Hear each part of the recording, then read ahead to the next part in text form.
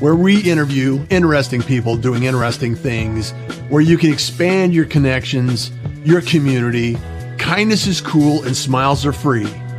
And let's get this party started. And it's a great day, and welcome to the Pirate Broadcast. We have another amazing individual here that we're going to be talking about making connections, helping in the world, adding value, and making sure that people have something that they need when they need it. Angel, welcome to the Pirate Broadcast. Thank you. Thank you very much, Russ. It's a pleasure and an honor to be here. And obviously, thank you, everybody who's watching us today. You know, whether you're watching today, right now, or in the future, I think this brings a lot of value to a larger audience. And the thing that we're in right now, and we were talking before the show, Angel, is we're in a transformational age. And right now, a lot of things are happening, a lot of chaos and noise and things like that. And I think that the optimists, the ones that have resilience, the ones that are flexible, the people, the individuals that allow things to unfold and then take the road that is open to them, they're going to succeed and always supply inspiration for others. So I know on your journey, you had to start somewhere. So tell us, for those that may not know you yet, or those individuals that haven't heard of you yet, got to give us a backstory on how you got to be the CEO Confidant. Thank you. Yeah, I would say that probably the starting point was being in, low middle class family in Spain. I was born close to Barcelona, and I think that the big decision that my parents made was, number one, to put me to French lessons, to French language classes in my formal education system, and also to put me to English language lessons outside at the same time. So I was learning French and English at the same time. Wow. And I think that was probably the reason why I eventually have been doing what I have done, which is, really fast forward, like helping so many, more than 1,500 companies and their CEOs in more than 33 countries. I have always felt that my roots were everywhere. So I always felt comfortable living everywhere. Mm-hmm. I've lived in 8 different countries, although I've done business in more than 30 countries. But I always felt like everywhere was my home. And I could really thrive everywhere, regardless. I could thrive anywhere. I think that as much as obviously I have my preferred places in the world, right? But I could really live for some time anywhere, or I could be a real nomad. Having a family makes things a little bit complicated, but sure. But still, and I think that was the journey. I mean, when I was, I think it was in 7th grade, 8th grade, it was my first ever trip abroad. It was a summer in Scarborough, the famous Scarborough in the UK, where I moved, when I went from having to translate, when you learn a language, that is, you translate everything in your head, going from translating it into, language automation. You didn't have, I could speak English without thinking about it, just saying it, just expressing the concept, whatever that was. And that was the beginning. Eventually, when I was in college, I was part of an international organization that allowed me to enjoy several scholarships in several countries. And then my first job was actually working for the rector, which would be here, the president of the university, my own college, helping them in the rector's office as an international officer, going all over Europe and the Americas, negotiating contracts and establishing partnerships. And it's pretty much what I have been doing throughout the rest of my life. It's like doing business development. And you said something which actually you're very right, which is adding value. I think that I've been adding value consistently to many different companies and organizations. And that has given me the chance to become eventually the CEO Confidant, right? Yeah, that's amazing that the first job you had allowed you to become who you are today. You know, Absolutely. a lot of us have multiple careers. We have these test careers, I call them. You know, something that's like, okay, I have an opportunity to do this, so I go do this, and then the next thing you know, it's like, that's not what I want to do. And you had an instant invitation and introduction to what you're doing now, and it falls in line with exactly what you're doing now, and it just that's incredible. So I love it. And I would like to add something when you were explaining the moment in history that we are living right now, this transformational moment in history. Yeah. I would like to add an additional adjective to the ones that you mentioned, because I think it's very important. And we all have been the last 14 months kind of trying to figure out what's going on, right? What to do with our lives, blah, blah, blah. Creator. I think that right now it's the time of the creators. It's the time of the proactives. It's the time of those that want to take the lead in the world, and those that are willing to take the lead in the world, regardless of where they are today. I think it's going to be the ones that are going to be leading the world in the future. Yeah. There are so many opportunities out there. Like we were talking about before the show, is there's so many opportunities out there for business owners and, like you said, creators. My mantra is I wake up with gratitude, Angel. I create something every day. I work to help somebody every day. And then I just love the opportunity to inspire somebody every day. So, and that's what you're doing. You're inspiring CEOs and executives to think bigger, to think more impact. I mean, you help the top echelon of CEOs, and you're still also, for those that may not know this, is you're learn about entrepreneurship. So I want to make sure that when we talk about creative, about how you created that inspiration to those individuals in different communities that may not have the resources available to us in some, like Texas or Arizona. Exactly. Isn't it amazing? I mean, we didn't plan for it, but today it's the World Innovation Day, actually. So it is. How appropriate is that? Yeah, exactly. So, I mean, how else can we relate our conversation to innovation and creation and creativity, right? Uh-huh. So I moved.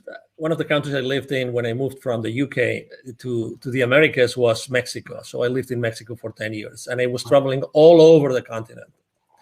And I was meeting with all those, I was meeting with all those CEOs and C-level executives and general managers, all these people, because the kind of business development work I was doing, it was basically closing business with the people in charge, with the leadership teams of those companies. Mm-hmm. But at the same time, as you know, as you've been in Latin America, it's very easy to see those manufacturing plants where you went to close business. It's very easy to see those in the outskirts of the cities, in the rural areas, all these places. And in those places, obviously, there's always poverty, and there's always kids that are asking you to do something. I remember clearly, very often, if not all the time, outside those manufacturing plants, there would be those kids coming to me and say, "Hey, senor, I would like to clean your car. I would like to wash your car. I would like to wash your windscreen. I would like to sell a bottle of water to you, or I would like to sell some gums or some candies," whatever it was, the way that they were making their ends meet, right? So I was always, like, in a matter of minutes, I was seeing all those kids in need, and I was dealing with, and I was talking to very powerful in terms of economy, people, right? And so at some point in 2015, I had this epiphany. I had this experience in which it was very clear to me that I had to help. If it wasn't me, who would be more experience prone to do this? Who had this experience of reaching out to the most powerful people in those companies, and at the same time acknowledging those kids in need? So it was and I reached out to a business partner and friend of mine, and then we brought his father in, and we started what today is Wisdom for Kids, and it's basically it's an international, charity, international non-profit organization. And what we do is we help underprivileged kids in Latin America become entrepreneurs using their local resources. And teaching kids, it's a non-stop source of inspiration, because kids are genuine, kids are spontaneous, kids are, not only are they are our future, but also they have so many lessons to teach to us. Yes. I'm one of those parents. I have 3 kids. I'm one of those parents who strongly believe that the kids actually choose us and the kids are here to teach us lessons. So it's not only that we have to make sure that, they thrive and they grow and they're reliable, fully reliable when they become 18 or 21, whatever the age is. I believe that also they are in our lives to teach us some lessons. So we have to be wise enough, smart enough to be able to listen to the lessons that they have to teach us. And I think that historically speaking, we as parents have done a very poor job of listening to our kids. And I'm not meaning, I don't mean spoiling our kids. Yeah. Let's be clear. I just mean to have real, genuine conversations. I think that as true as it is, the statement that we often say that we become parents without a manual, and the kids come without, I think that the kids come with many lessons to teach. And we should be listening. We should be listening much more, much more. And do you think it's because I've thought about this a lot, it's the statement, create like a 5-year-old.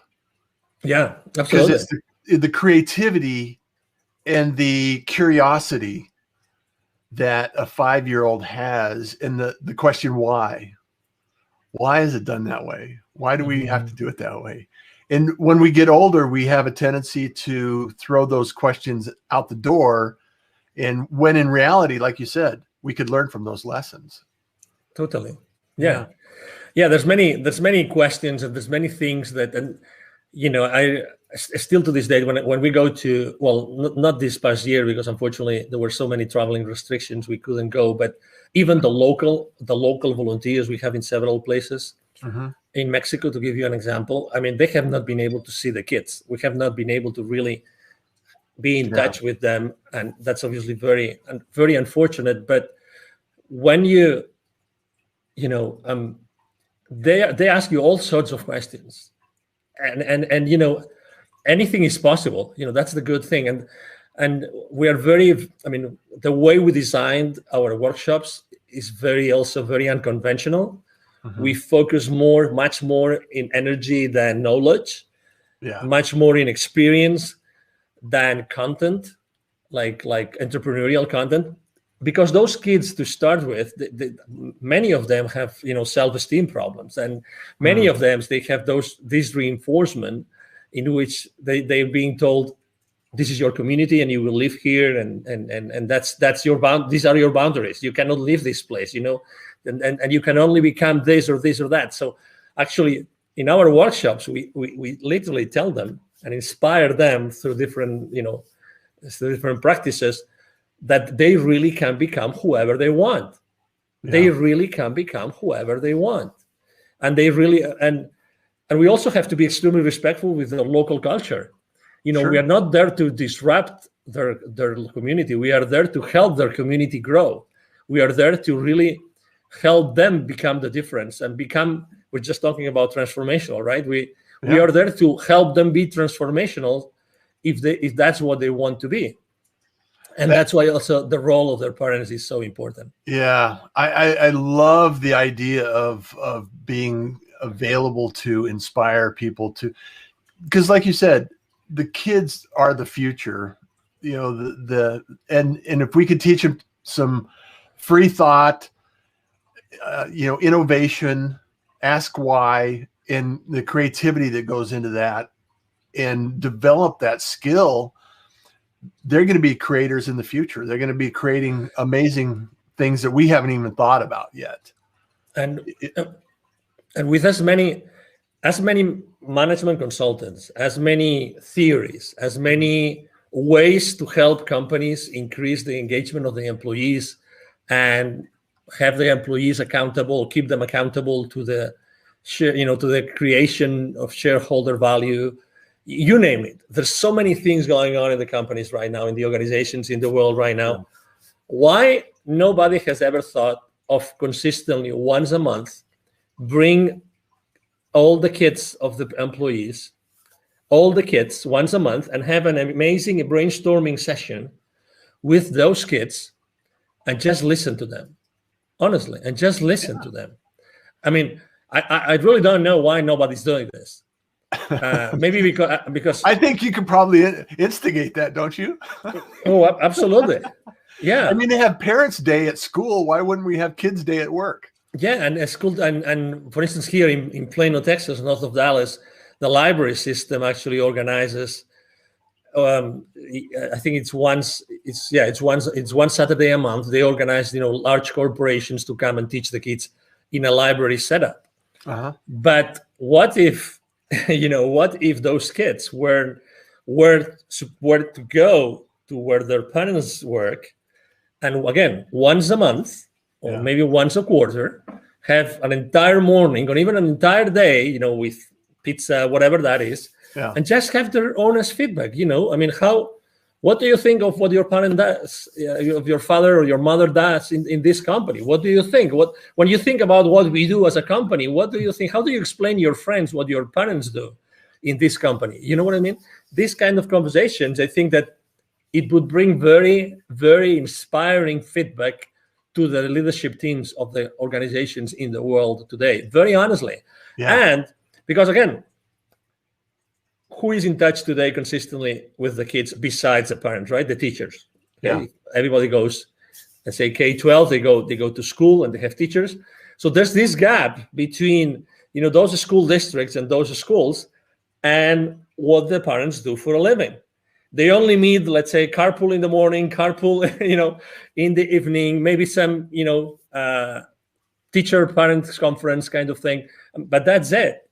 Yeah. But this gap is artificial. It's totally artificial. Yeah. And also this gap, you probably remember in high school, some of the most innovative high schools in the country, they try to also close the gap between organizations and students, because those students eventually will work on those companies, right?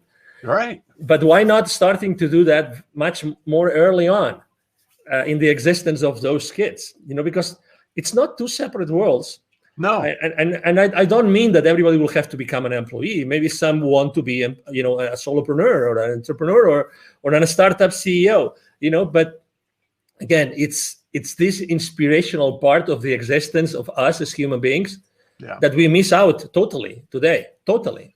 Well, I think it's important also to understand that until a child or someone growing up is in kind of exposed to that community, that environment, either be a business owner, an employee, or an entrepreneur, or a startup community, until someone's exposed to that, how do they even know that it exists? How do they even understand that it's an opportunity that they could actually do, that could they be involved in, they could help and contribute, and it's really one of those things that we oftentimes fall into, or just through chance find a career. And a lot of people, some of the children or some of the kids are growing up through high school and college, they know exactly what they want to do. I'm going to be this, I'm going to do this, I'm going to be there. And it's very rare that takes place in my experience. And it happens through a number of different jobs. You have your startup jobs, you have your kind of exposure to employees, and you understand that, okay, I'm either going to take an employee role, or I'm going to take an entrepreneur role, or I'm going to do something. And if we could expose kids to that environment early on, imagine the power that they could have growing up and knowing that information in advance, so they could choose what they do with their life. Mm-hmm. Yeah, absolutely. And also, there's also some experiences of trying to bring parents to schools and teach them or share with the kids, but still, this gap, I think that it should be closed for the good of the society in general. And we're talking about, the future, and we're talking about we being transformational leaders today and what transformation means, right? So I think that's one of the things that we have to really thoroughly think about. That there are those gaps in the development of our world, in the development of our society, and those gaps can easily be closed with just the intention, just the intention of wanting to do it. And we really don't have the intention. And again, every school system, every state has their own rules, blah, blah, blah. But still, what's the most important thing here? The most important thing here is to make progress as a civilization, to make progress. Everybody wants to have their communities thrive, and everybody wants to have safe communities. And so maybe ultimately we all want the same thing, right? Yeah, we all want, and we all help each other. When someone is in need in the community, we all help each other. We all try to do as much as we can. So that's why I think that the responses are not like outside of us, but the responses of many of those questions, Russ, are inside of us. Yeah. I mean, eventually, I remember, let me tell you, the winter storm that we had here in Texas in February, right? Yeah. So which was insane. It was crazy. Yes. Was it like -5? And I remember sleeping in our master bedroom at 35 degrees that night. Oh, because there was no power. And we live in a nice neighborhood, so I cannot believe what has happened in other neighborhoods. Yeah. But so many neighbors like coming together and trying to help each other and do this and do that. That week was difficult, was really scary, but at the same time, there was so much good coming out of the communities and helping each other and bringing food and bringing water and sharing what we had with others, and so many things. There were so many gestures. And again, trying to divide us is the wrong path to go, because as humans, that's not what we want to do. As humans, we all want to really help each other. That's who we are. And nobody can change this. We really want to help each other, and we understand each other. And again, going back to the kids, that's why being or having a nonprofit working for kids is so important, is that we go back to the kids again. The kids have the kids have the answer. The kids are the answer to so many things in this world, and the future is being built by them. And again, we should pay much more attention to what the kids represent in our world, and really have them more present in the decisions that we make every single day. Well, the seed has been planted on World Innovation Day. So I want to give a shout out to some of the people that joined us here, Angel. Angie, good morning, everyone. Pirate. Kate O'Hare's here this morning. Good morning, Russ. Hi, Jeffrey Kate. Berger says, good morning, Pirates, from Western New York, where it's snowing. It's still snowing in Western New York. Look at that. Glad to join you this morning. It's cold in Texas too. Yeah. It's cold in Texas today too. I don't know about Arizona, but here in Dallas, it's cold today. Oh, man. Jeffrey, snow in Michigan, left Florida last week. So agree with you, Angel. Game changers, change before change is required. We need to be creators to make a difference. Love your nuggets. Thank you so much, Jeffrey, for being here. Kate O'Hare, I'm in Cape Coral, Florida, taking care of my mom's estate. Get back to Florida. Thanks, it's high. Sheila Chamberlain joining us in. Hello. Hello. Kate says, I agree with Angel. It's our creator. It could be that we have the pandemic to remind us to come back to our roots. Absolutely. Go ahead. No. I was just gonna say. I love to interact with the audience, but oh my God. Let's say. I don't know if you have kids, Russ, but probably a lot of people have kids. So if you have a kid who is a rebel, right? If you have a kid, every single kid is different. I have three children. Every single one of them is different, right? So. Yep. What do we do? Do we kick them out? What do we really do? Yeah.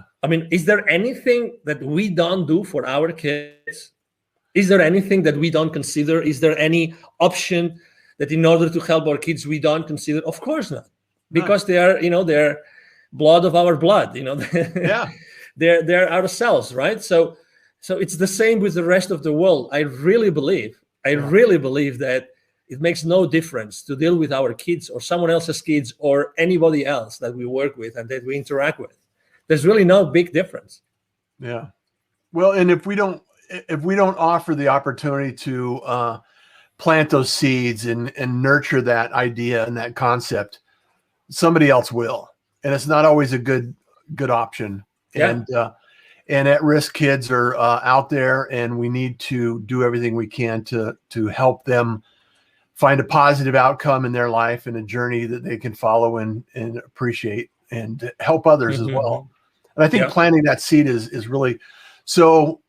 I love the idea. I love the idea of bringing in there and influencing individuals that are growing up. And so in your CEO community, how would you go about thinking of this kind of concept and planting that seed? Yeah, that's a great question. And sometimes people ask me, what kind of clients do you work with? I mean, is there a particular industry, is there a particular vertical? I always say the same thing. I work with, with business leaders who really want to change, who really want to leave a legacy, and who really want to make the world a better place. Okay. So it's in alignment with the idea that we just talked about. Exactly. Yeah. So I don't want to attract people that I don't resonate with.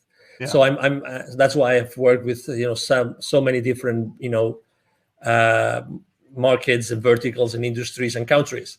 And I think that when you travel consistently internationally, you realize that, your very tight ideas, like small ideas, they become obsolete immediately because you realize that you have to open to possibilities continuously, and you have to be flexible enough to adapt to ways of thinking and of behaving that you never saw before, right? And they're not good or bad; they're just part of their local culture, and you have to consistently adapt to that, right? So I think that's why when I was thinking of my brand 5-6 years ago, I put Confidant, because when you become trustworthy with the, to someone with their business, eventually, if they perceive the value, you eventually have many other conversations that go beyond the business themselves. I know that obviously the main purpose of a business is to generate shareholder value. Right. It's very clear that that's the case, to create shareholder value for this, for the shareholders, for the people that put the risk and put the money to start with, and they keep on doing it every single day. But there's still a higher purpose. There's still a higher purpose. And I believe that companies really, if they want to, they can really work with these principles, and they can really incorporate more of those principles as an organization, not only with the business leaders. Yeah. I truly believe that it's an amazing opportunity for us to make changes, drastic changes. And a lot of people through the last 14 months, like you mentioned, have kind of set back, identified some of the things that they may not need to do on the future. Business is going to change, lives are going to change. And for you and I in conversation, sometimes this is a better outcome than we could ever imagine. And because a lot of times trauma is what makes the change. It causes and forces us to think about things that we hadn't thought of before. So I really want to thank you, Angel, for being here, sharing these ideas. I think we could go on for a few hours and talk about these ideas. You bet. Because there's so many people that need your help and need your service and need your support. And if you're not connected with Angel, reach out, tell him you're a pirate. Make sure that the connection and the conversations take place. Where do you like people to reach out to you, Angel? Thank you. Yes, it's my email address. It's my direct email address. Either my team or myself respond to all the messages. It's very easy. It's Angel, ANGEL, at angelribo.com. Ribo is my last name. It's spelled like R-I-B as in boy O. Angel at angelribo.com. I'm very active online on all social media platforms. I'm on LinkedIn all the time, posting every single day. So it will be a pleasure to be in touch with you. And Jeffrey says, yes. We need to get out of the old school model, go to school, get an education, find a nice, safe job. No such thing. all options should be taught early on for the kids to really decide where and what they want to do. So good, Russ. Great talk this morning, guys.